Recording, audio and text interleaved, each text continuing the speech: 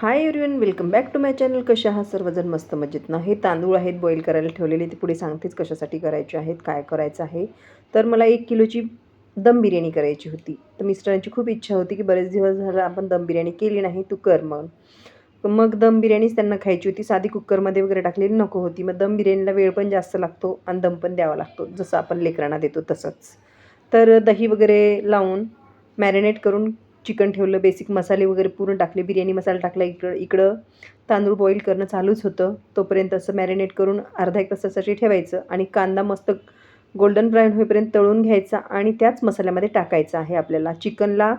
Chicken मसाला, अद्रक लसूण paste, खडे मसाले पूर्ण टाकायचा आहे आणि सर्व टाकल्याच्यानंतर मॅरिनेट करून कांदा पण त्यामध्येच टाकून ठेवून द्यायचा आहे. त्यानंतर बिर्याणीची तयारी, अर्धा 1 तासाच्या नंतर बिर्याणीची तयारी करायची आहे.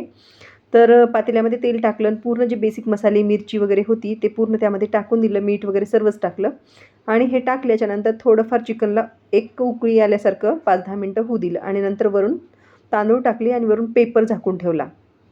त्याचसोबत मला कोशिंबीर पण बनवायची होती. बिर्याणी म्हटल्यावर आमच्याकडे कोशिंबीर तर 100% लागतेच लागते. मग कोशिंबीरची पण तयारी केली लगेच आणि वरतून टाकण्यासाठी कलर आणि कोथिंबीर. तर एकदम मस्त अशी बिर्याणी झाली होती, फर्स्ट क्लास. खूप दिवस झालं माझी बिर्याणी बिघडतच होती. काय झालं, कोणाची नजर लागली काय माहिती नाही. पण काल नंबर 1 अशी एवढी भारी आणि टेस्टी बिर्याणी झाली. त्यामध्ये पण कसं मोठे-मोठे असे तांदूळ होते, छानपैकी बासमती राईस. नंबर 1 खरंच खूपच छान झाली होती. तुम्ही पण एकदा नक्की ट्राय करा. एकदम भारी म्हणजे भारी. दम देण्यासाठी वरून बिर्याणीला जे आपण पेपर अंथरतो ना, तसं पेपर अंथरायचा. नंबर 1 अशी बिर्याणी. तुम्ही पण ट्राय करा. बाय.